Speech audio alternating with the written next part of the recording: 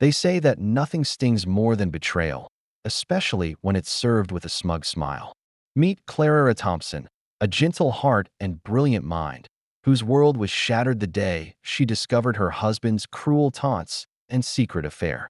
He mocked her pregnancy before his mistress, humiliating her in the very home they'd built together. Little did he know, the woman he dismissed held far greater power than he could ever imagine. Justice would soon shine a spotlight on the truth. In a courtroom charged with tension, the world learned that Clara was no ordinary woman. She was, in fact, a CEO. Clara Thompson was the kind of woman whose eyes sparkled with quiet determination. Even on her darkest days, raised in a modest home in Nebraska, she understood the value of hard work and honest living. Her parents, Timothy and Sarah Campbell, had invested their lives in a small family diner on the outskirts of Lincoln. Day after day, they instilled in their daughter a core belief: treat others with respect and kindness, no matter what storms life tosses in your path. It was in college that Clara first encountered Jonathan Thompson. He was a gregarious, ambitious young man with quick wit and a disarming smile. Jonathan's background was very different from Clara's, born into a wealthy family in Los Angeles. He carried a sense of entitlement on his shoulders. He was used to getting what he wanted, often effortlessly. Yet, there was something about Clara's sincerity that captivated him, and something about Jonathan's confidence that intrigued her. From the start, Clara sensed Jonathan craved success above all else. Sometimes she even worried he confused ambition with greed. Yet, for reasons she couldn't quite name, she trusted him to respect her choices. After all, he promised her the world. She was young, in love, and hopeful. In the first few years of marriage, Clara and Jonathan found themselves building the typical suburban life. Clara worked as a mid-level marketing executive at a boutique firm called Elysian Concepts. Jonathan, always bouncing from one project to another, styled himself as an entrepreneur. He jumped from real estate deals to tech startups, always proclaiming to have found the next big thing. When they moved to Chicago, Clara took on a more senior role in a larger advertising agency, Darl & Ross, to support them financially. Even then, subtle warning signs emerged. Jonathan's once charming confidence grew into arrogance.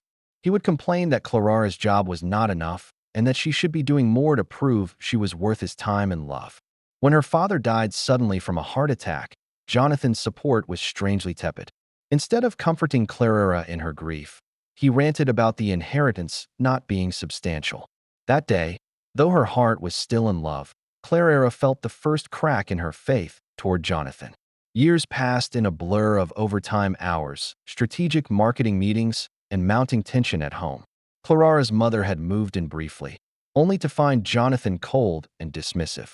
Sarah Campbell, with a mother's protective intuition, tried to warn her daughter that Jonathan's behavior was growing unhealthy. Clara brushed it off, determined to see the best in him. Then came the day that would change everything.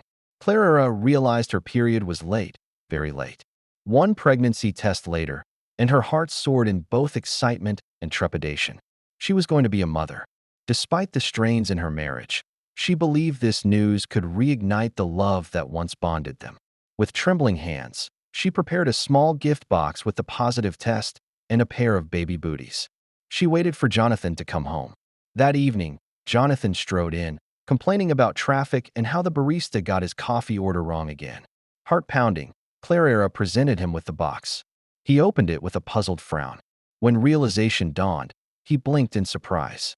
Clara hoped to see excitement flash across his face, maybe tears of joy.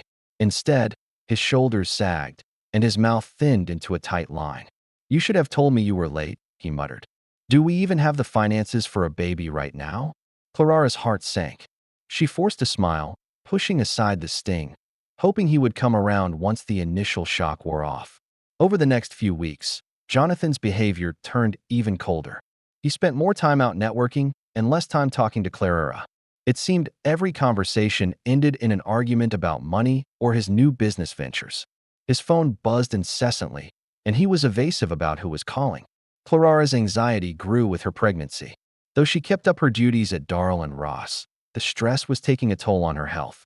One evening, Clara decided to wait up for Jonathan. Midnight came and went, yet he still hadn't returned. Worried, She called his phone. It went straight to voicemail. She tried to distract herself, reorganizing baby items in the nursery, a small sunlit room they'd set aside. At nearly 2 a.m., Jonathan stumbled in, smelling of expensive wine and perfume that wasn't hers. Clara asked where he'd been. He simply brushed her off, claiming a late-night business meeting. But the bright red lipstick stain near his collar told a different story. That night, Clara felt a silent devastation. Yet part of her refused to believe the worst. She wanted proof, not accusations born of suspicion. A week later, while doing laundry, Clara found a credit card statement in Jonathan's pants pocket. A fancy restaurant reservation in the name of April Donovan jumped out at her. The date matched one of Jonathan's networking nights. Heart pounding, Clara looked up the restaurant, Lumiere Lounge, an upscale romantic spot known for candlelit dinners and velvet-upholstered booths. There was no mistaking the nature of this evening. Confronting Jonathan, Clara demanded an explanation. He sneered, rolling his eyes. "Are you prying into my finances now?" he spat. "You should focus on not stressing the baby. My private life is my business." His private life. The words spun around in her head, unleashing a storm of heartbreak. Her once warm and secure home now felt like a battlefield. The happy future she'd envisioned with her husband disintegrated each time he walked out the door. Unable to keep her hurt bottled up, Clara confided in her co-worker and friend Lisa Harrington, a brilliant advertising director at Darlin Ross. Lisa listened gravely, urging Clara to protect herself emotionally and financially. "You've got to look out for you and the baby, Clara," Lisa said, tucking a stray hair behind her ear. "Don't let him walk over you. You're stronger than you think." Soon enough, Clara discovered that April Donovan was not only Jonathan's mistress, but also a rumored socialite from a wealthy family in Boston. The rumor mill suggested that April craved attention and never settled for less than luxury. In Jonathan, she'd found a kindred spirit who adored status and flaunted extravagance. Clara confronted him again. This time she threatened to walk out if he didn't stop seeing April. Jonathan responded coldly. "Where would you basing the text provided? I will punctuate it properly, break it into short paragraphs, and ensure no words or lines are missed.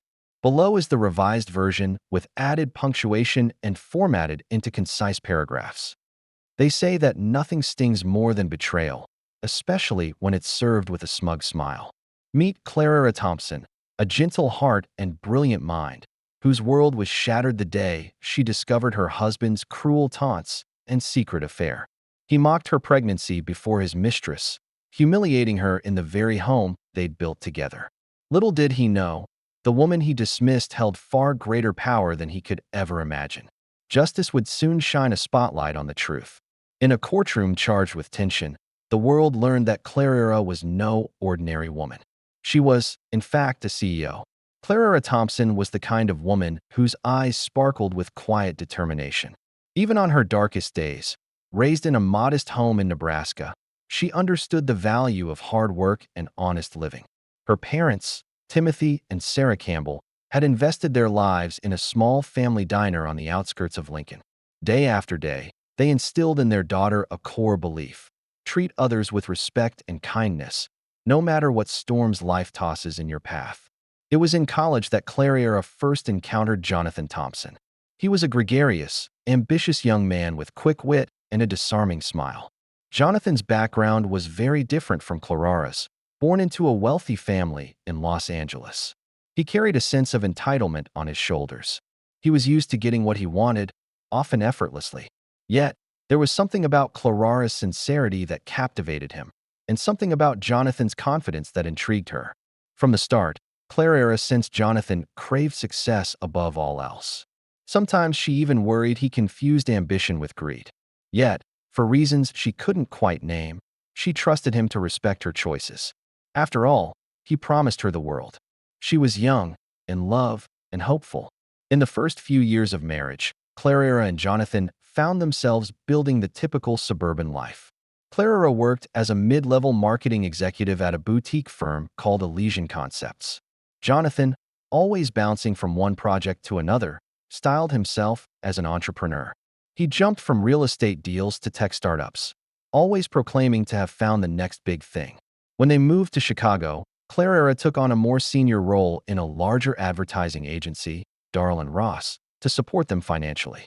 Even then, subtle warning signs emerged.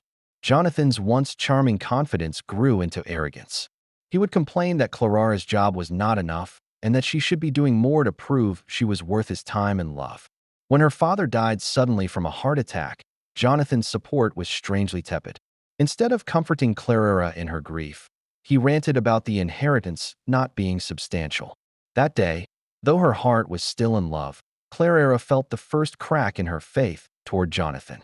Years passed in a blur of overtime hours, strategic marketing meetings, and mounting tension at home. Clara's mother had moved in briefly, only to find Jonathan cold and dismissive. Sarah Campbell, with a mother's protective intuition, tried to warn her daughter that Jonathan's behavior was growing unhealthy. Clara brushed it off, determined to see the best in him. Then came the day that would change everything. Clara realized her period was late, very late. One pregnancy test later, and her heart soared in both excitement and trepidation. She was going to be a mother. Despite the strains in her marriage, she believed this news could reignite the love that once bonded them. With trembling hands, she prepared a small gift box with the positive test and a pair of baby booties. She waited for Jonathan to come home. That evening, Jonathan strode in, complaining about traffic and how the barista got his coffee order wrong again. Heart-pounding, Clara presented him with the box.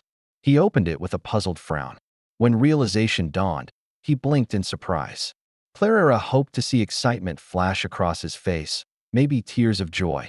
Instead, his shoulders sagged, and his mouth thinned into a tight line. "You should have told me you were late," he muttered. "Do we even have the finances for a baby right now?" Clara's heart sank. She forced a smile, pushing aside the sting, hoping he would come around once the initial shock wore off. Over the next few weeks, Jonathan's behavior turned even colder. He spent more time out networking and less time talking to Clara. It seemed every conversation ended in an argument about money or his new business ventures. His phone buzzed incessantly, and he was evasive about who was calling. Clara's anxiety grew with her pregnancy. Though she kept up her duties at Darl& Ross, the stress was taking a toll on her health. One evening, Clara decided to wait up for Jonathan. Midnight came and went, yet he still hadn't returned. Worried, she called his phone. It went straight to voicemail. She tried to distract herself, reorganizing baby items in the nursery, a small sunlit room they'd set aside. At nearly 2 a.m., Jonathan stumbled in, smelling of expensive wine and perfume that wasn't hers. Clara asked where he'd been. He simply brushed her off, claiming a late-night business meeting. But the bright red lipstick stain near his collar told a different story. That night, Clara felt a silent devastation. Yet part of her refused to believe the worst. She wanted proof, not accusations born of suspicion. A week later, while doing laundry, Clara found a credit card statement in Jonathan's pants pocket. A fancy restaurant reservation in the name of April Donovan jumped out at her. The date matched one of Jonathan's networking nights. Heart-pounding, Clara looked up the restaurant, Lumiere Lounge, an upscale romantic spot known for candlelit dinners and velvet-upholstered booths. There was no mistaking the nature of this evening. Confronting Jonathan, Clara demanded an explanation. He sneered, rolling his eyes. "Are you prying into my finances now?" He spat. "You should focus on not stressing the baby. My private life is my business." His private life. The words spun around in her head, unleashing a storm of heartbreak. Her once warm and secure home now felt like a battlefield. The happy future she'd envisioned with her husband disintegrated each time he walked out the door. Unable to keep her hurt bottled up, Clara confided in her co-worker and friend Lisa Harrington, a brilliant advertising director at Darl& Ross. Lisa listened gravely, urging Clara to protect herself emotionally and financially. "You've got to look out for you and the baby, Clara," Lisa said, tucking a stray hair behind her ear. "Don't let him walk over you. You're stronger than you think."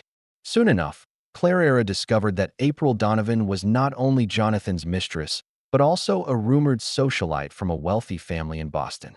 The rumor mill suggested that April craved attention and never settled for less than luxury. In Jonathan, she'd found a kindred spirit who adored status and flaunted extravagance. Clara confronted him again. This time she threatened to walk out if he didn't stop seeing April. Jonathan responded coldly. Where would you go? You can't raise a kid alone, and you certainly can't keep up your lifestyle without me. The cruelty in his eyes sliced through Clara's heart. As the pregnancy advanced, Clara tried to focus on her health, but the emotional turmoil weighed heavily.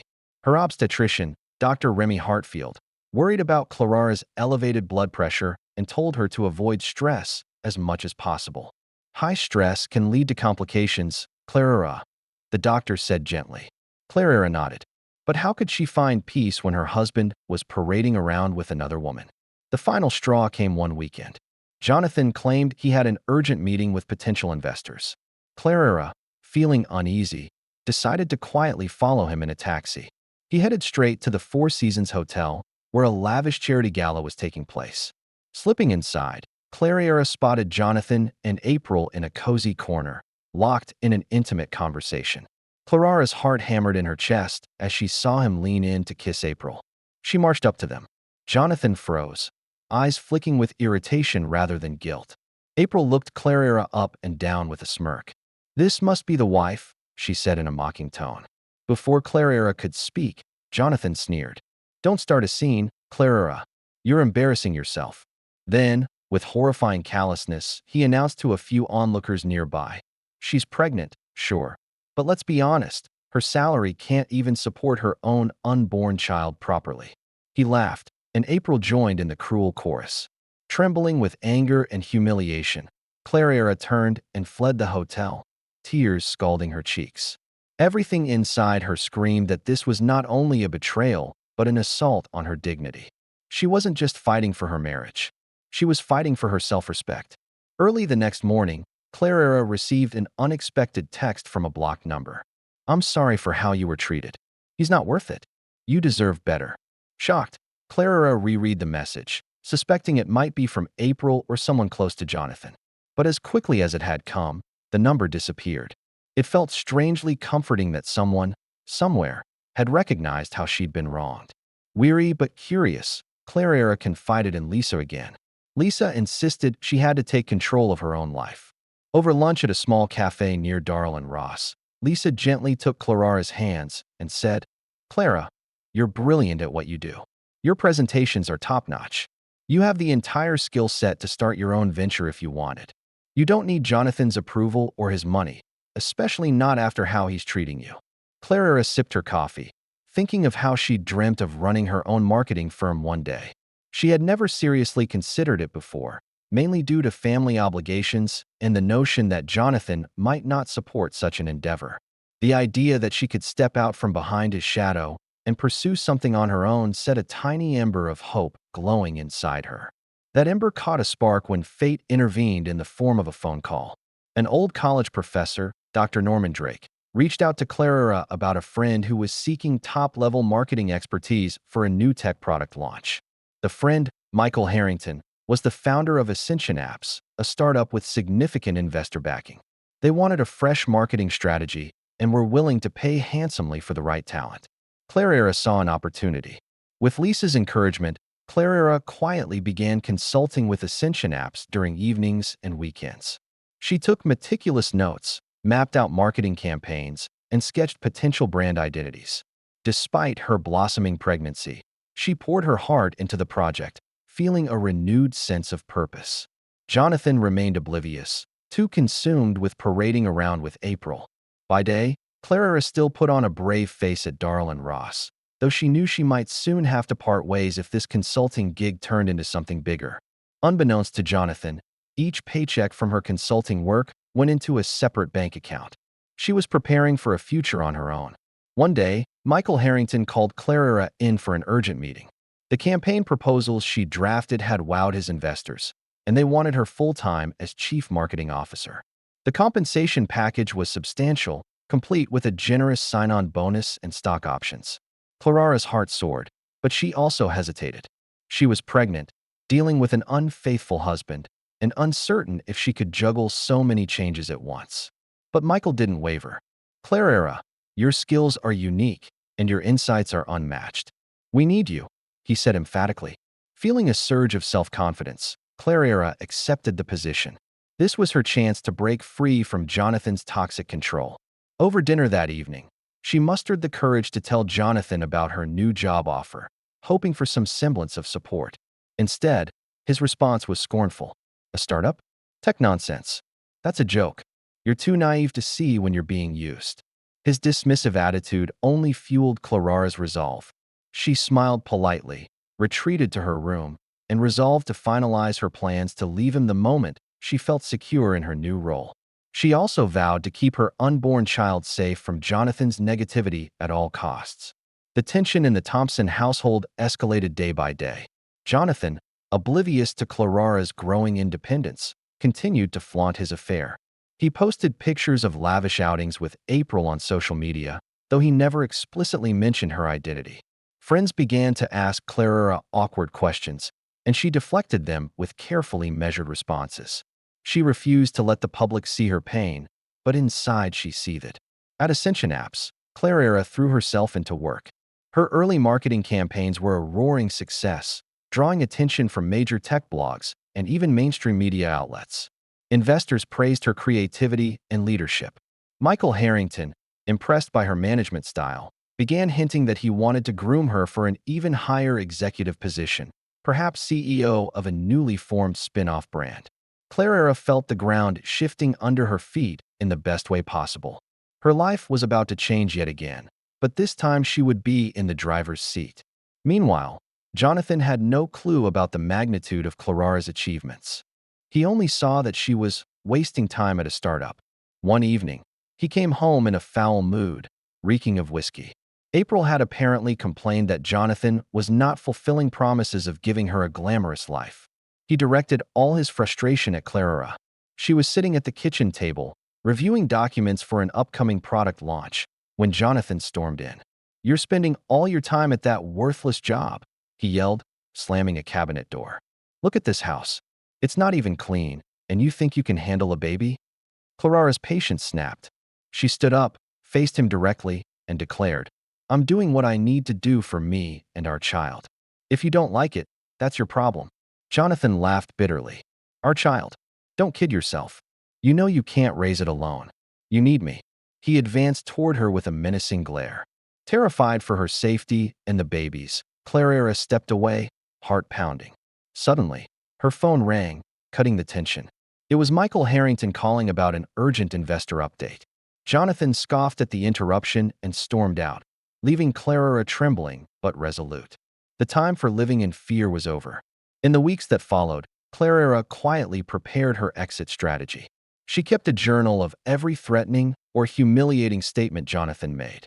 She also documented his repeated absences and compiled screenshots of his social media posts with April. Her friend Lisa advised her to consult an attorney. So Clara visited Rebecca Henderson at a respected law firm, Johnson and Friedman. Rebecca was known for her fierce advocacy on behalf of wronged spouses. Rebecca listened patiently as Clara poured out her story, tears brimming in her eyes. "Your safety and your baby's safety are paramount," Rebecca said firmly. "We'll file a restraining order if needed, and we'll ensure you receive proper spousal support. But first, I want to understand your financial situation and your new job thoroughly." Clara disclosed her new position and how her salary was rapidly increasing alongside the stock options. She revealed her plan to leave Jonathan once she found a new place to live. Rebecca assured her that everything could be arranged discreetly. The attorney urged her to stay cautious. "People like Jonathan can become volatile when they realize their control is slipping," she warned. Despite Clara's attempt at discretion, rumors eventually reached Jonathan. He found out she was earning far more than he'd assumed. One day, rummaging through mail on the kitchen counter, he came across a bank statement for Clara's separate account. The hefty deposit from Ascension Apps stunned him. Enraged at the prospect of losing financial control, he confronted Clara yet again. "You think you can just sneak around hoarding money?" he snarled, waving the bank statement in front of her. "Who do you think you are?" Clara didn't cower this time. Slowly standing, she met his glare head-on. "I'm someone who's tired of being treated like dirt. I'm building a future for me and our baby, with or without you." There was a moment of stunned silence. Clara could see confusion in Jonathan's eyes, as though he'd never imagined a scenario where she could thrive independently. He spat a bitter laugh and stormed off. But for Clara, that fleeting exchange was a victory. She had found her voice, and with it, a sense of freedom. The rain pattered softly against the windows of Clarara's condo, painting streaks across the glass, as if nature itself mourned with her. She sat at her small dining table, surrounded by paperwork, her swollen belly pressing gently against the edge. Gabriel, though still unnamed, kicked from within, as if reminding her that he was there, a life forming, a future coming. Clara rubbed her stomach instinctively, letting out a tired sigh. The weeks had been long and heavy, between late-night strategy calls for Ascension apps and the creeping anxiety of her crumbling marriage. She hadn't had a moment to exhale, to feel anything beyond duty and survival. Every step forward felt like wading through mud. And yet, she kept moving. Then the call came. Her phone buzzed quietly. Michael Harrington, the screen read. She hesitated. It wasn't a scheduled meeting. Was something wrong? Hello, she answered, her voice cautious but steady. Clara. Michael's voice came through, warm and deliberate. I need to speak with you in person, if you can manage. Within the hour, she sat across from him in the Ascension conference room, clutching a thermos of decaf coffee as she fought to still her trembling hands. The atmosphere was different, more focused, more intense. Michael wasn't his usual jovial self. He looked as if he was about to drop a bombshell. I'll be direct, he said, resting his elbows on the table. Your work has been exceptional. Investors are beyond impressed. We've decided to launch a new subsidiary, Ascension Creative, and we want you to run it. Clara blinked. Run it? He smiled. As CEO, time seemed to freeze. The words hovered in the air like snowflakes suspended mid-fall. Clara stared at him, her mind struggling to catch up. You want me to be CEO? She repeated slowly, as if trying the title on for size. Her voice cracked under the weight of disbelief. Michael nodded. Yes. You're not just good at what you do, Clara. You lead. You inspire. You've transformed this brand in weeks. Imagine what you could do with full authority. Her eyes stung unexpectedly. No one had spoken to her like this in years, not since college, perhaps, not since before Jonathan, not since she was simply Clara Campbell, a woman full of ambition and belief. But she began, placing a protective hand over her belly. I'm pregnant. I'm about to be a single mother. This is so much. What if I can't handle it all? Michael leaned forward, sincerity softening his tone. Clara, your pregnancy doesn't make you less capable. If anything, it shows your resilience. You've juggled more under pressure than most people ever will. You don't have to say yes right now. The announcement can wait until after your baby is born. But I wanted you to know, we see you. We believe in you. She covered her mouth with her hand, overcome. Emotions rushed in, a tidal wave of disbelief, gratitude, fear, and something deeper, validation. For years, she had been made to feel small, like her dreams were too loud, too inconvenient. And now, someone was handing her the keys to a future she thought she'd lost. Tears slipped down her cheeks silently. She didn't try to stop them. I'll do it, she whispered, her voice full of quiet strength. I'll accept. Michael smiled. Then let's build something incredible together. That night, back in her condo, Clara stood by the window, watching the city lights flicker in the distance. For the first time in what felt like forever, she didn't feel like she was just surviving. She was becoming. Jonathan didn't know it yet, but the woman he thought he'd broken was already rising, one decision, one heartbeat at a time, and soon the world would call her something new, CEO. Unfortunately, Jonathan would not let her slip away so easily. During her act of pregnancy, Clara came home one last time to pack her belongings. Jonathan was in the living room, smirking. April was there, too, perched on the couch like she owned the place. Clara's heart pounded at the brazen display of disrespect. You think you can just lie me without consequences? Jonathan taunted. April and I have decided to get married on the we finalize our divorce. And guess what? There won't be much left for you in the settlement. My father's liver is the best in the city. April giggled. Yes, Clara, if that's your name, don't be too upset. Jonathan told me your child was unplanned anyway. Her words dripped with sarcasm and cruelty. Clara's cheeks burned with anger, but she refused to respond with the same venom. She quickly picked up her suitcase. Before walking out, she leveled a calm stare at Jonathan. I hope you're happy with the choices you made. One day, we'll realize what you lost.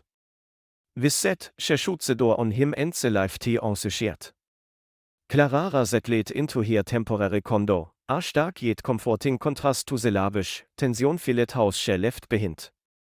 Each day, she prepared for the birth of her child while juggling the responsibilities of her demanding job. Lisa came by regularly, helping to assemble baby furniture and pack a hospital bag. During these visits, they shared stories of the old days, letting laughter replace pain. On a breezy afternoon, she officially filed for divorce with Rebecca's help. The paperwork was straightforward but emotionally heavy. Clara was ready to fight for custody of her child and ensure their future was secure. Rebecca was optimistic, given Clara's stable job, independent finances, and a documented history of Jonathan's mistreatment. Shortly after, Jonathan's attorney, a slick operator named Marcos Delgado, filed a counterpetition. They contested nearly everything, from spousal support to custody arrangements, painting Clara as unstable and unable to cope with the rigors of single parenthood.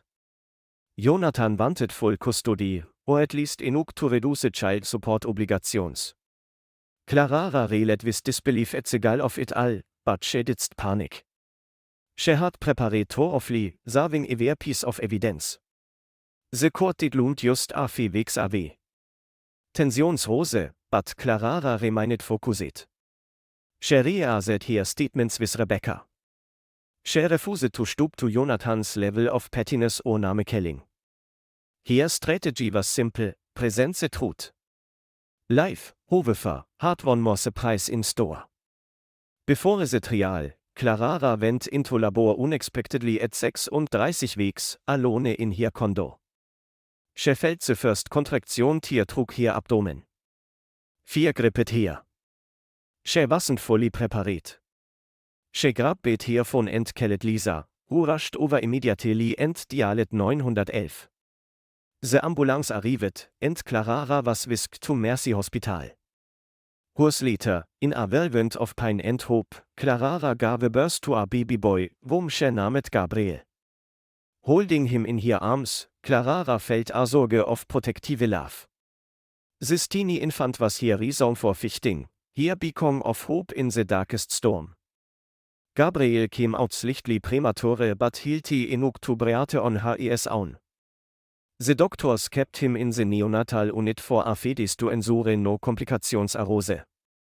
Jonathan was conspicuously absent. He didn't visit the hospital at all.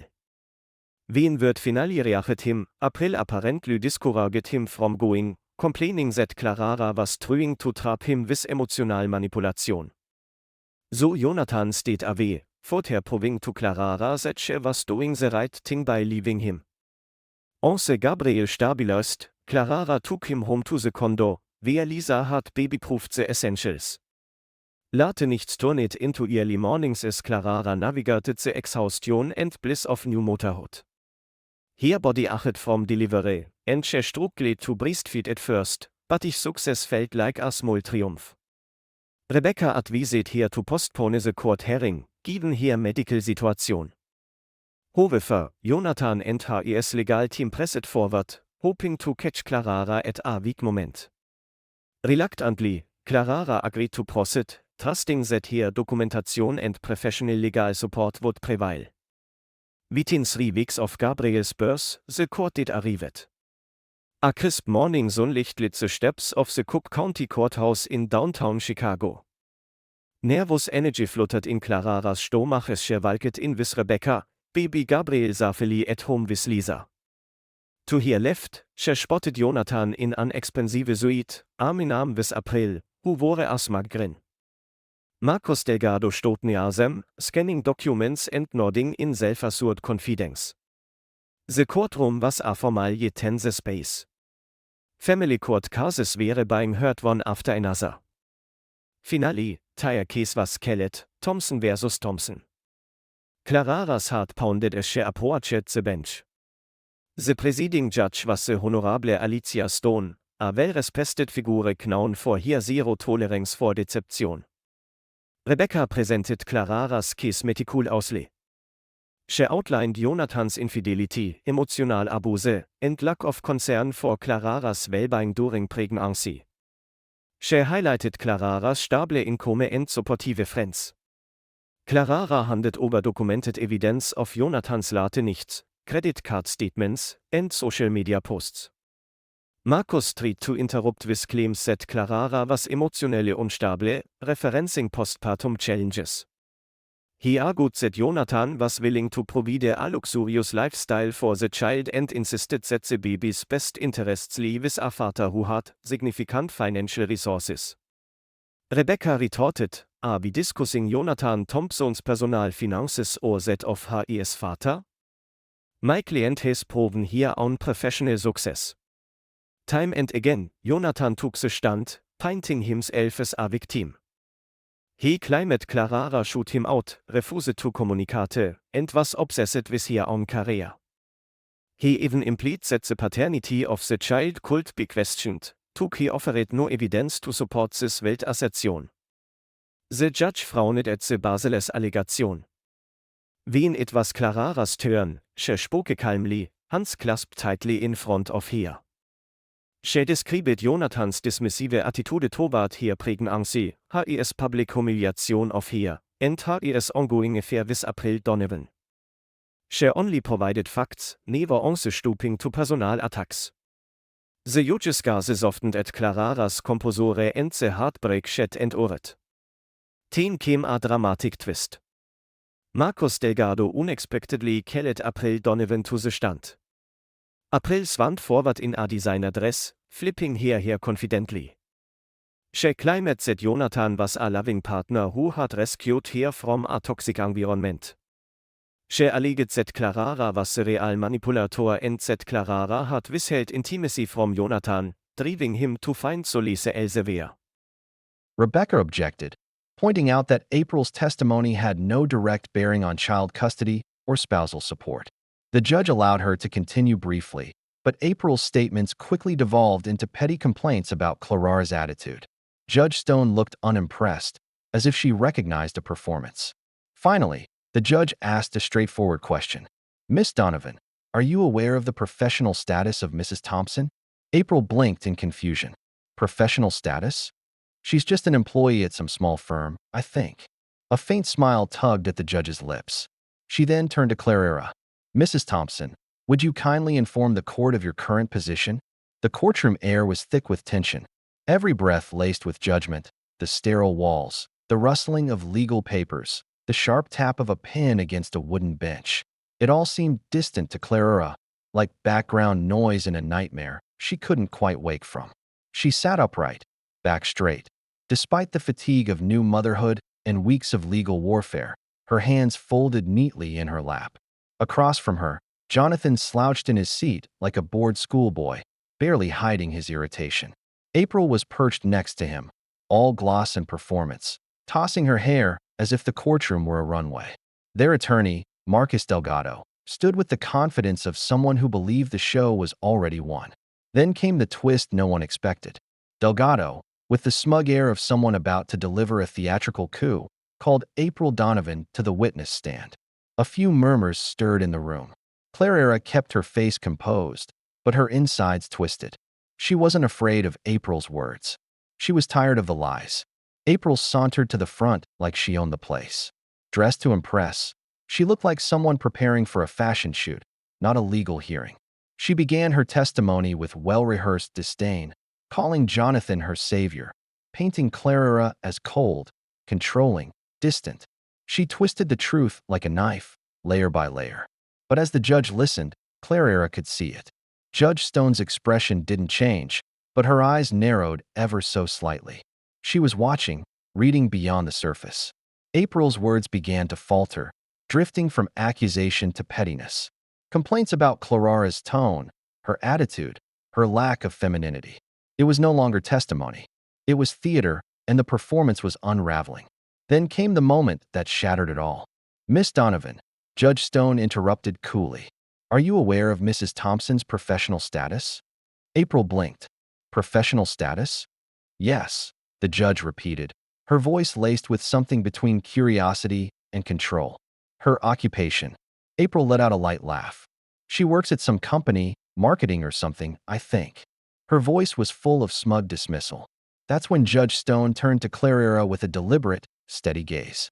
Mrs. Thompson, would you kindly inform the court of your current position? Clara felt her pulse spike. For a moment, the room was silent. Every eye turned to her. She glanced at Rebecca, her lawyer, who gave a tiny, reassuring nod. Clara straightened her shoulders. I'm currently the chief marketing officer at Ascension Apps, she said clearly, and I've accepted a position as the chief executive officer of their new subsidiary, Ascension Creative. The paperwork is awaiting finalization. There was a pause, a full, breathtaking pause. It was like someone had cut the sound out of the room. Then the reaction began. Jonathan's face froze in pure disbelief. He turned his head sharply, mouth slightly ajar, like he had misheard. April stiffened, her painted-on confidence melting. Delgado rifled through his documents, like they might magically contradict Clara's statement. Judge Stone leaned forward, intrigued.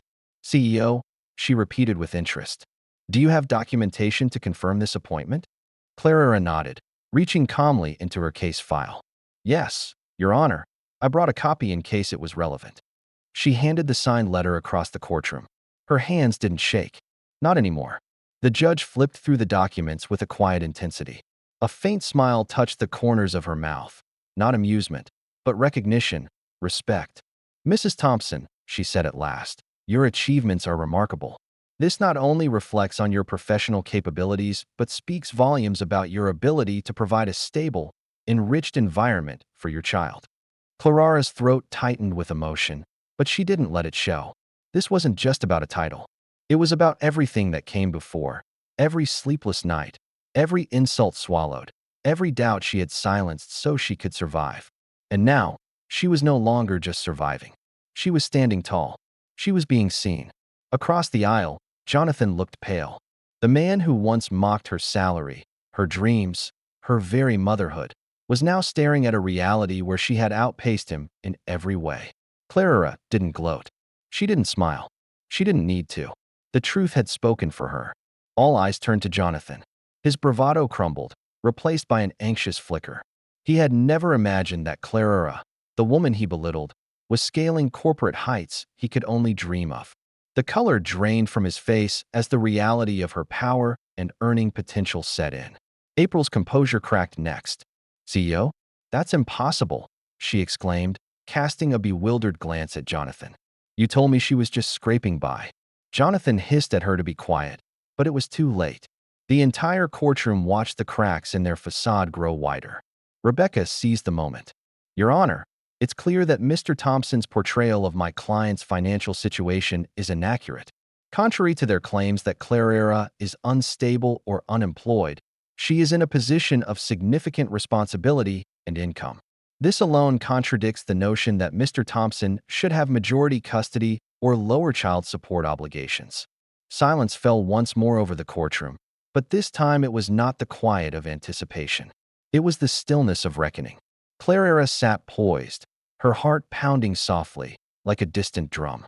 She kept her gaze forward, not daring to look at Jonathan. She didn't need to. She could feel his energy unraveling, anger cloaked in fear, entitlement collapsing under the weight of reality.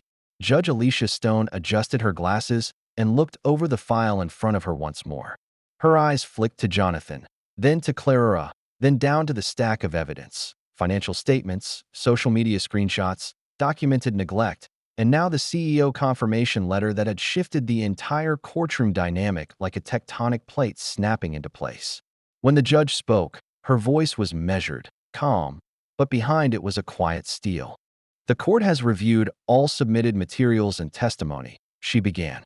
Mrs. Thompson has demonstrated, both through documentation and witness accounts, that she has acted in the best interest of her child from the moment she became aware of her pregnancy. Clara felt her breath catch. Every part of her was clenched, waiting, hoping. She has shown remarkable professional stability, emotional composure, and clear, consistent efforts to protect and prepare for her child's future. Jonathan shifted in his seat, frowning. April's smugness had vanished. She sat rigid and silent, her nails digging into the strap of her designer purse. Conversely, Judge Stone continued, turning her eyes directly to Jonathan. Mr. Thompson has provided no credible evidence of stability, nor has he adequately rebutted the claims of emotional neglect, infidelity, or financial recklessness.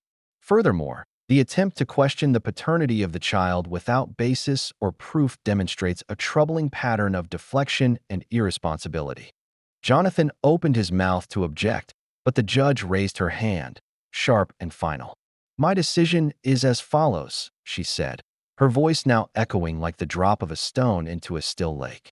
Full legal custody is awarded to Mrs. Clara Thompson.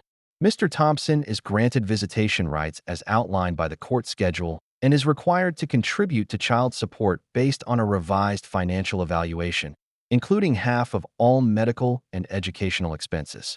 A sharp inhale escaped Clara before she could stop it. Her fingers gripped the edge of her seat. It was real. Then came the final blow, not from Clara, but from the bench. Judge Stone turned to Jonathan, her gaze unflinching. "I advise you, Mr. Thompson, to reflect on the role you play in your son's life, not in terms of what you believe you're owed, but what you are responsible for. Being a father is not a title. It is a duty." Jonathan looked stunned, as if hearing those words from someone he couldn't dismiss had finally pierced his armor. The judge added, almost as an afterthought, but with the gravity of a closing door, "Should Mrs. Thompson wish to pursue additional damages related to emotional distress, she is entitled to do so in a separate civil suit. This case is now concluded." Bang! The gavel fell. And just like that, it was done. For a long second, Clara remained frozen, not from shock, but from something deeper: relief, vindication, a swell of something she hadn't felt in so long: freedom. Rebecca touched her arm gently. "You did it," she whispered. Clara turned to her, blinking back tears. "We did it," she said.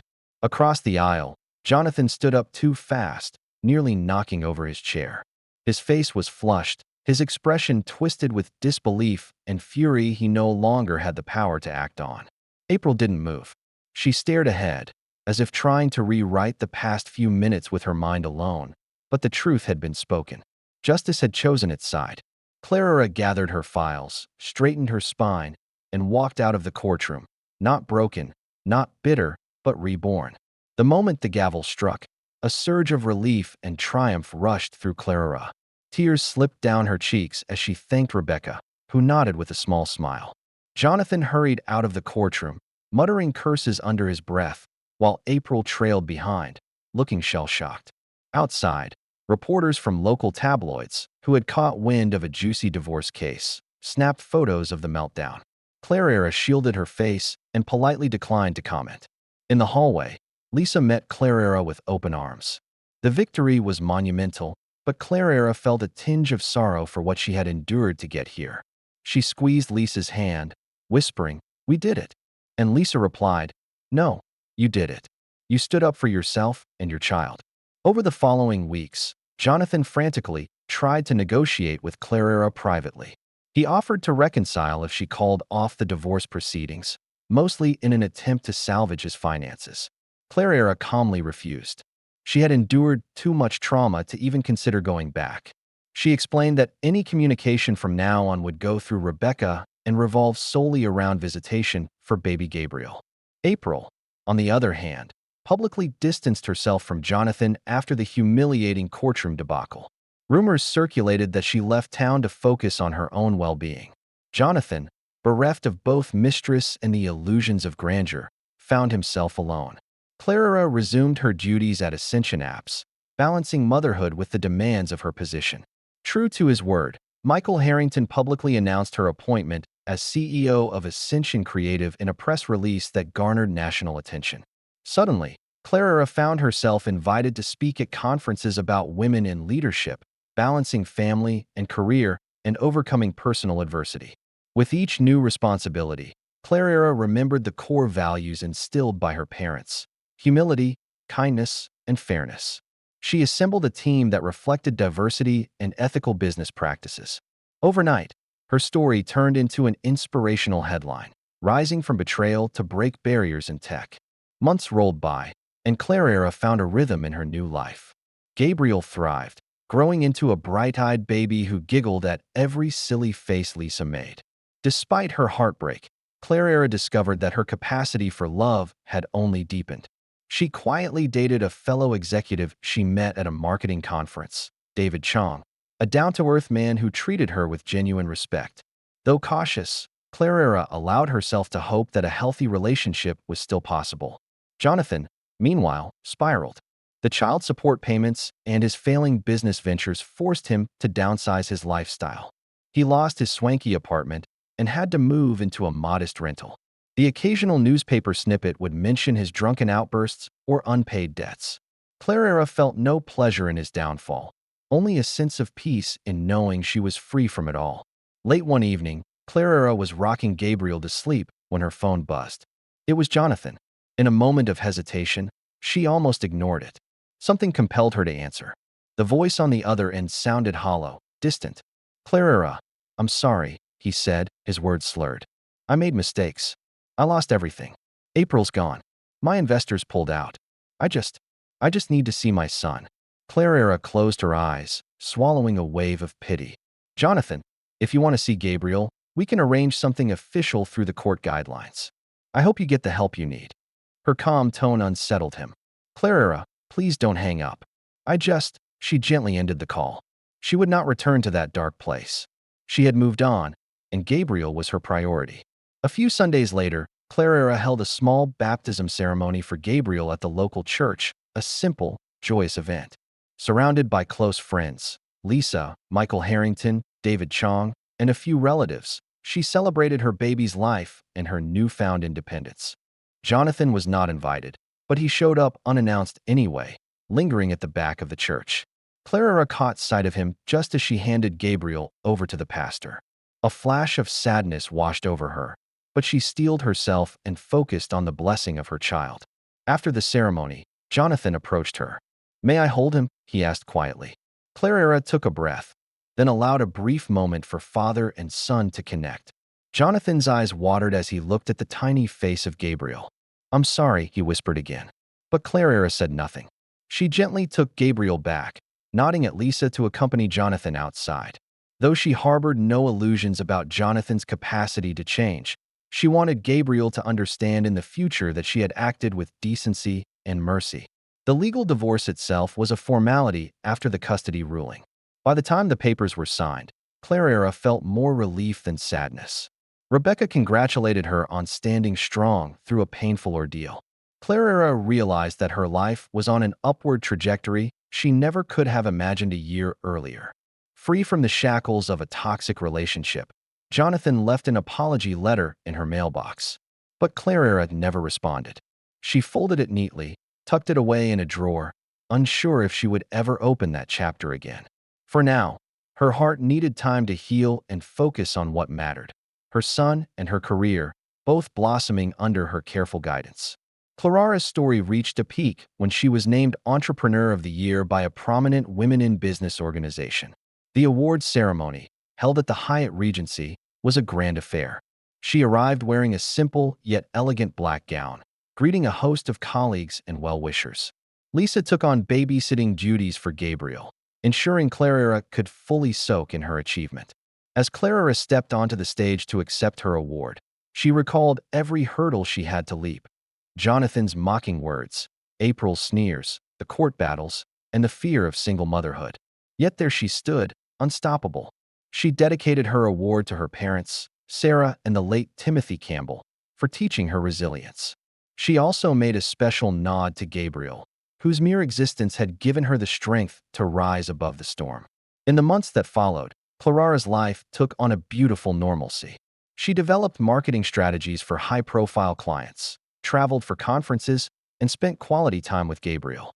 David and she grew closer, gradually weaving a supportive partnership that respected each other's histories. At work, Ascension Creative soared.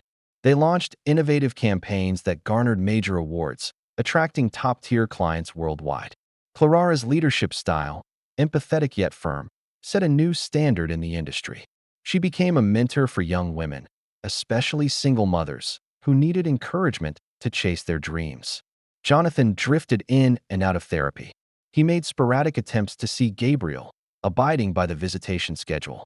Clara allowed it, believing Gabriel deserved to know his biological father despite Jonathan's flaws. But her heart had long healed from the illusions of romantic reconciliation. She had found peace in forging her own path, free from Jonathan's cruelty. One day, out of the blue, April Donovan reached out through social media, sending Clara a short message. "I'm sorry for everything. I wish you the best." Clara read it, paused for a moment, and decided to let it go unanswered. She had no desire to reopen old wounds.